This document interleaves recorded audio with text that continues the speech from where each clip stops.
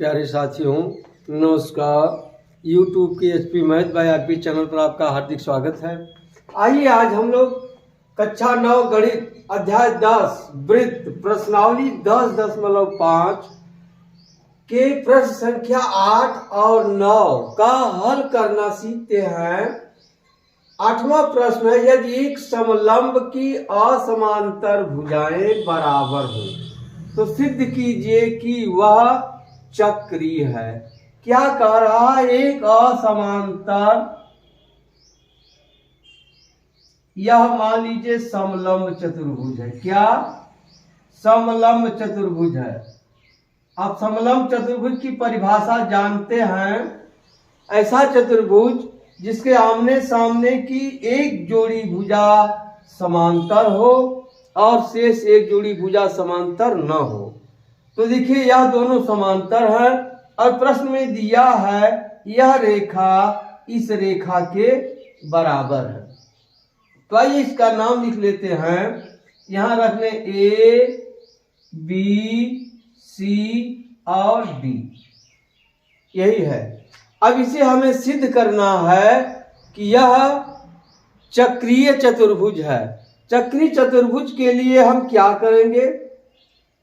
यदि इसके सम्मुख कोणों का योगफल 180 अंश हो जाए तब यह चक्रीय चतुर्भुज हो जाएगा।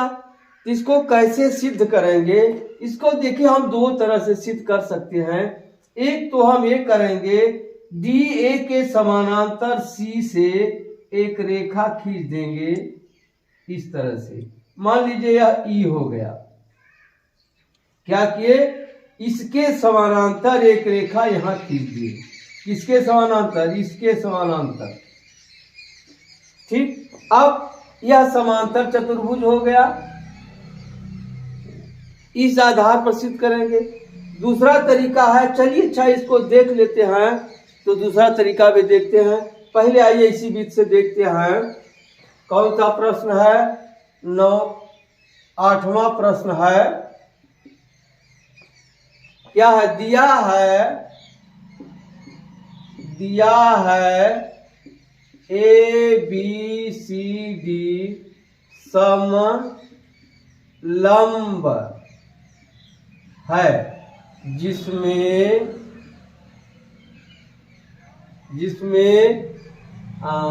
AB समांतर DC और AD बराबर BC है। तो हमें सिद्ध करना है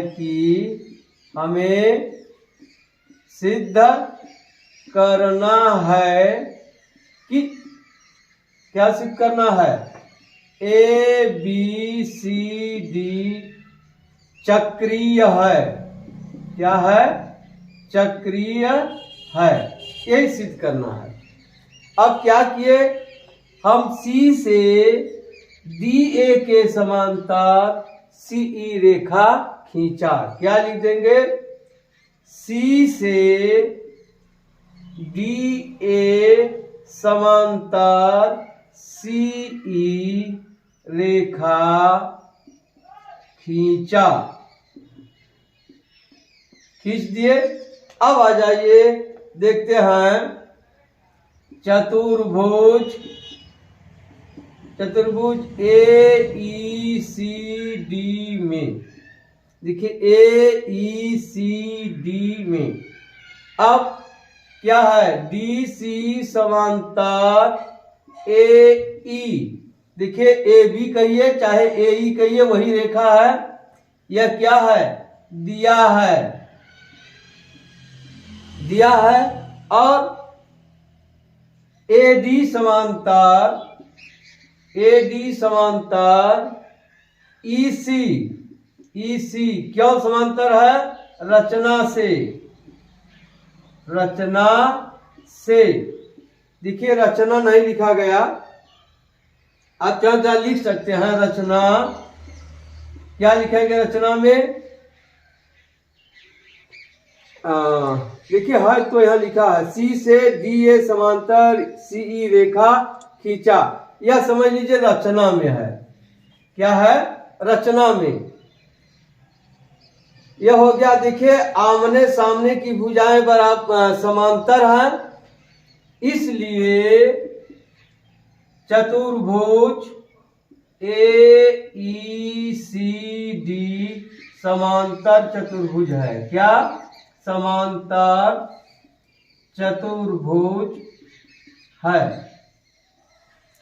जब यह समांतर चतुर्भुज हो गया तो हम जानते हैं समांतर चतुर्भुज के सम्मुख कोण बराबर होते हैं। इस समांतर चतुर्भुज है, अतः कोण D बराबर कोण AEC, ठीक, और कोण A बराबर कोण DCE। क्यों? आप चाहे तो लिख सकते हैं, हम जानते हैं कि, यहां लिख लीजिए, हम जानते हैं कि समांतर चतुर्भुज के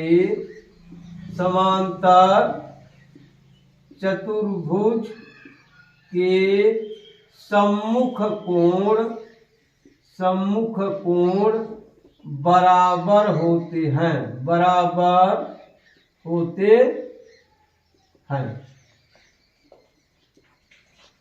हम जानते हैं कि समांतर चतुर्भुज के सम्मुख कोण बराबर होते हैं, ठीक। कोण A बराबर किसके हो गया? DCE के, और कोण D बराबर किसके हो गया? AEC के। आइए इसको समीकरण 1 मान लेते हैं। समीकरण 1 मान लीजिए इसको।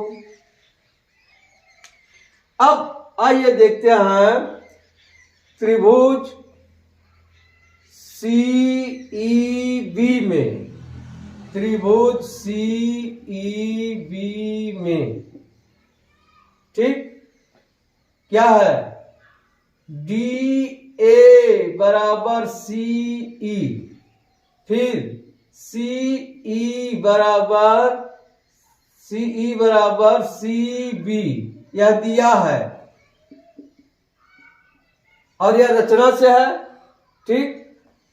अतः त्रिभुज CEB समद्विबाहु त्रिभुज है। जब समद्विबाहु त्रिभुज हो गए, समद्विबाहु त्रिभुज के आमने सामने के कोण बराबर होते हैं। अब देखिए इसके सामने कोण क्या है?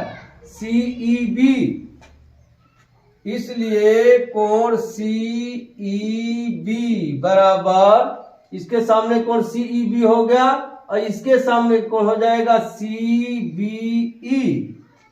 क्या? कोण CBE। अब इसको हम मान लेते हैं समीकरण 3। क्या मान लेते हैं? समीकरण 3, ठीक है।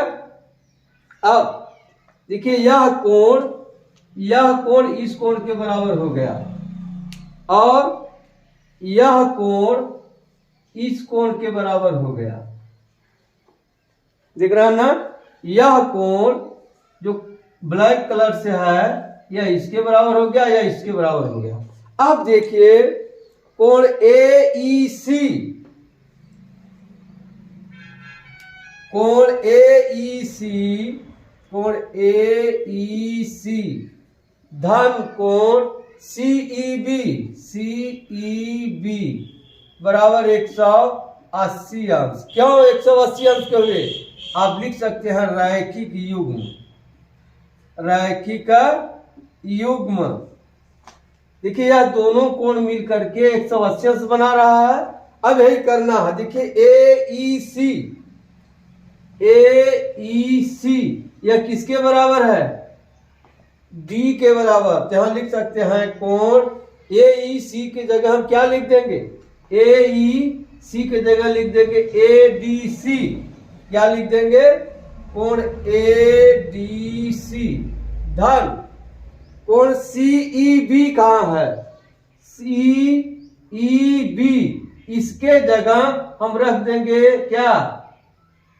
EBC, धन कोण EBC बराबर 180 अंश। ठीक, आप चाहें तो लिख सकते हैं यहां समीकरण ए किसके स्थान पर लिखा गया है, AEB,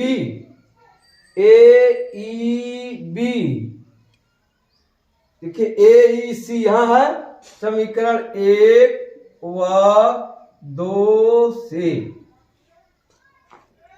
ADC धन EBC, देखिए ADC धन EBC बराबर 180 अंश। अब इसे 60 में लिख सकते हैं, कोण D धन कोण B बराबर 180 अंश। तो क्या लिखेंगे,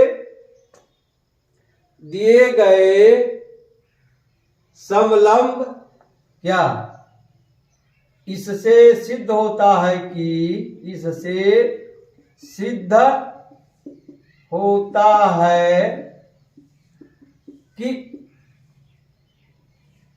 दिए गए समलंब के सम्मुख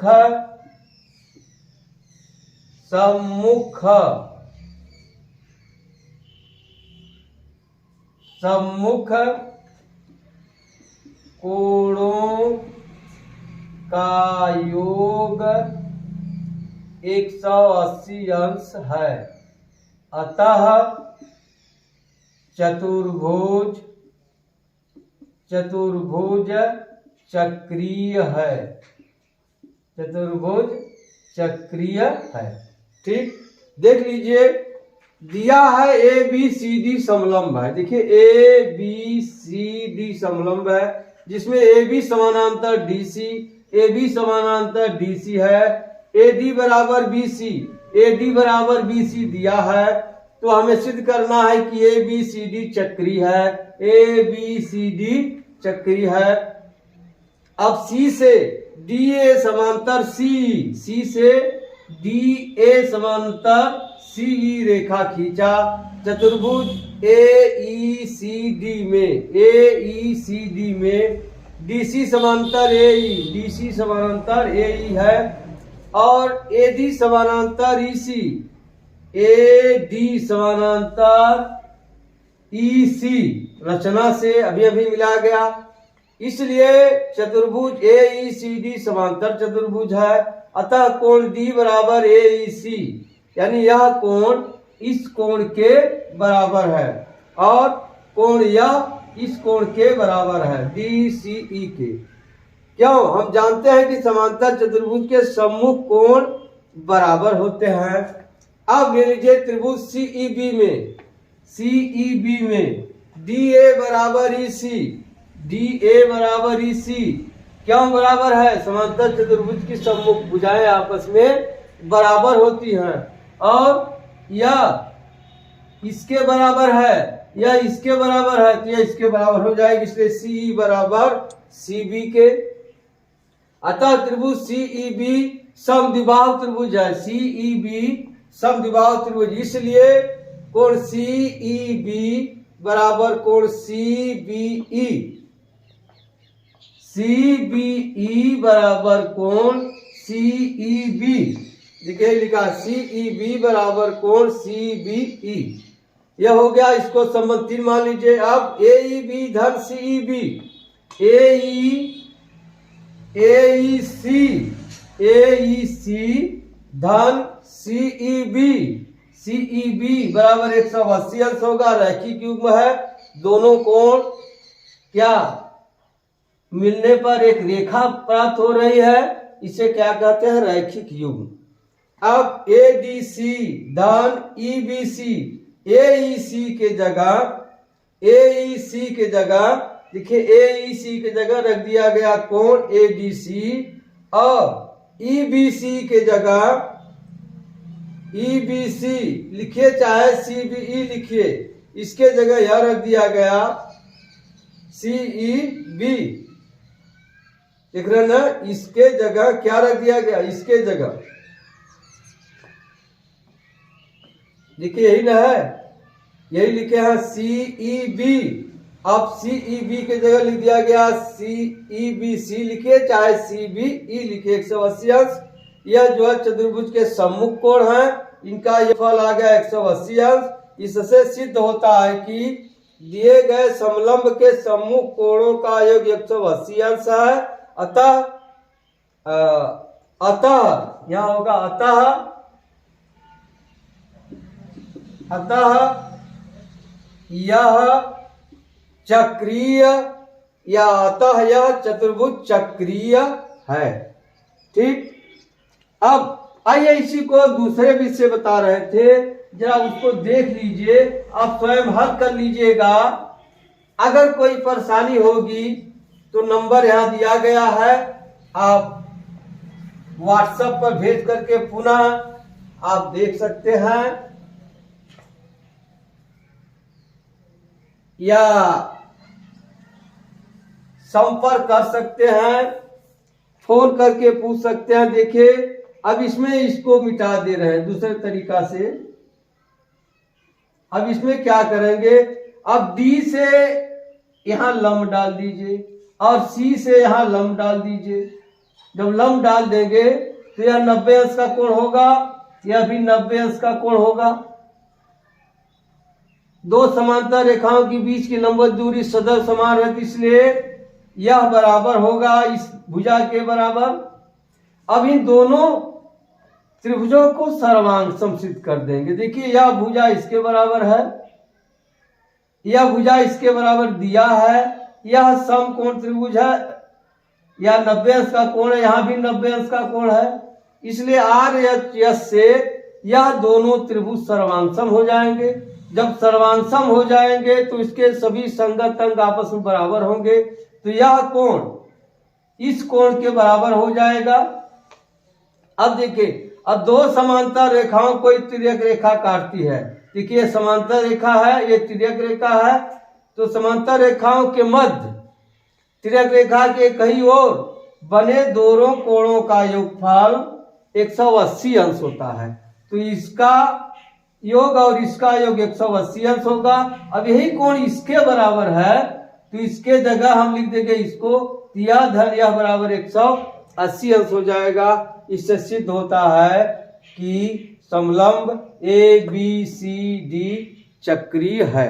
आप स्वयं लगाइएगा, करना कुछ नहीं है। यहां से आप लंब डाल दीजिए, अब इन दोनों त्रिभुजों को सर्वांग समसिद्ध कर दीजिए, इससे यह कोण इसके बराबर हो जाएगा और यह कोण अब योगफल 180 अंश होगा। इसकी जगह यहां रख दीजिए, बस यह सम्मुख कोण हो गए, इससे सिद्ध हो जाएगा। आइए अब अगला प्रश्न देखते हैं। अगला प्रश्न है, बहुत ही आसान है। दो वृत्त दो बिंदुओं A और दो बिंदुओं B और C पर प्रतिच्छेद करते। देखिए दो वृत्त हैं, B और C पर प्रतिच्छेद करते हैं। B से जाने वाले दो रेखाखंड ABD और PBQ वृत्तों को AD और PQ पर क्रमशः प्रतिच्छेद करते हुए खींचे गए। सिद्ध कीजिए कि कोण ACP बराबर कोण ACP। देखिए यह कोण ACP बराबर कोण QCD। देखिए Q कहाँ है, QCD, यह इसके बराबर सिद्ध करना है। कैसे सिद्ध होगा, देखिए आपके पुस्तक में यह चित्र दिया हुआ है, किसी सहारे देखते हैं। देखिए कोण ACP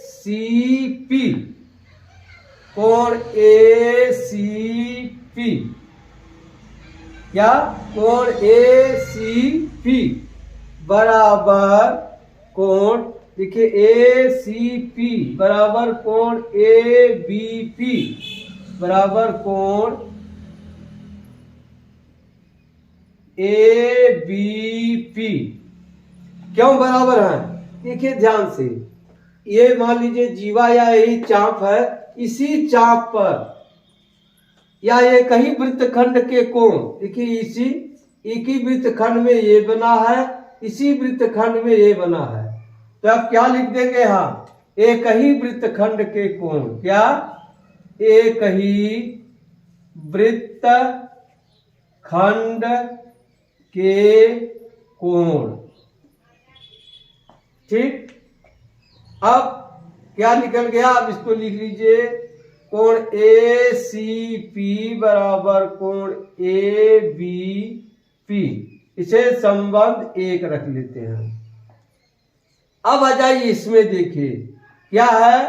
कोण Q C D, Q C D, कोण क्यू सी डी बराबर कोण, अब यहां भी देखिए क्यू सी डी, इसी चाप पर देखिए यह कोण बना है और इसी चाप पर एक कोण बना है, तो हो जाएगा क्यू बी डी, कोण क्यू बी डी। क्यों? अब लिख लेंगे एक ही वृत्त खंड के कोण। हम जानते हैं एक ही वृत्तखंड के कोण आपस में बराबर होते हैं, तो इसको भी लिख लें, कोण क्यू सी डी बराबर कोण क्यू बी डी, इसे समीकरण 2 मान लेते हैं। ठीक, अब ध्यान से देखिए, कोण ए बी पी बराबर कोण क्यू बी डी, कोण क्यू बी डी क्यों बराबर होंगे? देखिए इस तरह से दो रेखाएं जब काटती हैं तो यह कोण क्या होते हैं? शीर्षाभिमुख कोण। तब यहां लिख देंगे शीर्षाभिमुख कोण, शीर्षाभिमुख कोण। कैसे कोण है? शीर्षाभिमुख कोण आपस में बराबर होते हैं। अब हो गया। अब ए बी पी का मान हम रख देंगे समीकरण 1 में। ठीक, अब यहां रख देंगे कोण ए बी पी का मान समीकरण 1 में रखने पर रख दीजिए। यही है कोण ए सी पी बराबर ए बी पी क्या लिख दिया जाएगा? Q B D, Q B D, कोण क्यू बी डी, इसे रख दे समीकरण 3। अब आ जाए समीकरण 2 और समीकरण 3 से। किससे? समीकरण 2 और समीकरण 3 से। देखिए दायां पक्ष दोनों का बराबर है तो बायां पक्ष बराबर होगा। क्या हो जाएगा? कोण ए सी पी, कोण ए सी पी, कोण ए सी पी बराबर कोण 2 कहां? देखिए कोण क्यू सी डी, कोण क्यू सी डी, यही सिद्ध करना था। एक बार फिर देख लीजिए, कोण ए सी पी बराबर कोण ए बी पी, कोण ए सी पी बराबर कोण ए बी पी, एक ही वृत्तखंड के कोण है। देखिए इसी पर ए बना है, इसी पर ए बना है। ठीक, अब इसलिए ए सी पी बराबर ए बी पी समीकरण 1 मान लिया। अब क्यू सी डी बराबर Q B D, Q C D बराबर क्यू बी डी, यह भी एक ही वृत्तखंड के कोण है। अब यह 2 हो गया। अब देखिए कोण ए बी पी बराबर कोण क्यू बी डी, कोण ए बी पी बराबर कोण क्यू बी डी, शीर्षाभिमुख कोण है इसलिए आपस में बराबर होते हैं। अब ए बी पी का मान समीकरण 1 में रखने पर कोण ए सी पी बराबर आ गया क्यू बी डी। अब समीकरण 2 और 3 से देखिए इसका दायां पक्ष बराबर है तो बायां पक्ष बराबर होगा, इसलिए कोण ए सी पी बराबर कोण Q C D, Q C D, यही सिद्ध करना था। ठीक है, अब मिलते हैं अगली वीडियो में, तब तक के लिए धन्यवाद। जय हिंद, जय भारत।